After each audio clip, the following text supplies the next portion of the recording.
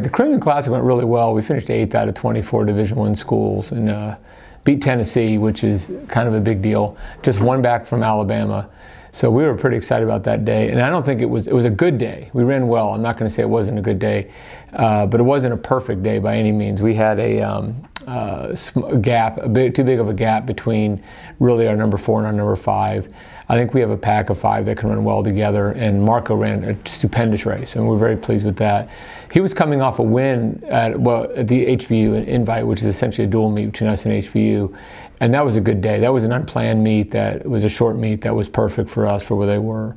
We'd gone to Kansas. We finished where we probably should have, being 3rd, but I still think that wasn't indicative of what this team can do. So I think we're in the right spot right now. I mean, Alabama went really, really well. When Marco started, it was kind of using track almost as a better gauge.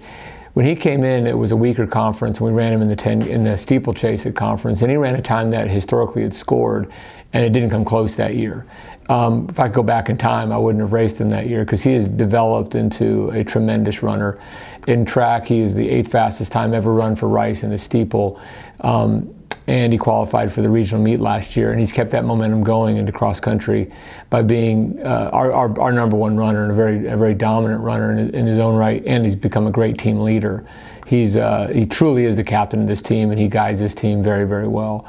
So I mean, he came in as an outspoken person. He's channeled that into becoming not that it was a bad thing ever, but he's channeled that into a great leadership role, and he's put the work in the summer. A lot of these guys have.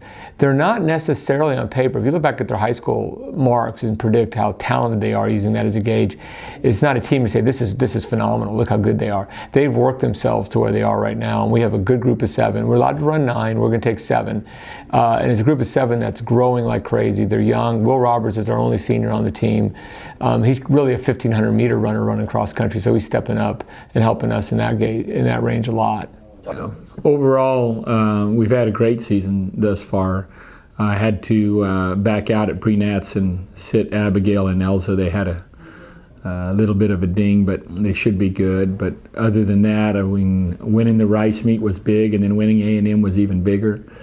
And we were second at Baylor. I'm sorry, second at Kansas, and beat Kansas. We've run there 3 times, and we beat them 2 years ago. They beat us last year, and this was the rubber match, and we beat them by 1 point. So that's how comparable we are with Kansas. But we've had a outstanding year so far. Well, it's another deal where Middle Tennessee won 2 years ago, and we won last year, and you know, they like to run hard, and we've run hard against each other now. The conference meet last year in track and field, the same deal.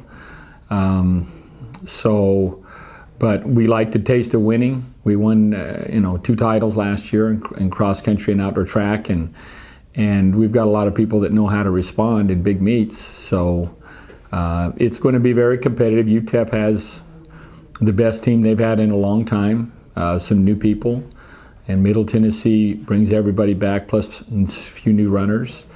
UAB is always good, Western Kentucky, North Texas. It's a good conference, and we never see anybody except for UTSA and North Texas, really. So you can guess at how they're doing, but when you have freshmen or new people entering into a roster and you don't know what's going on, and you throw in a little bug here and there, or I mean, you can't always know what's going on just looking at results from other schools. So it's going to be one hot race. It's all over with in 18 minutes, and we'll know Saturday where we're at.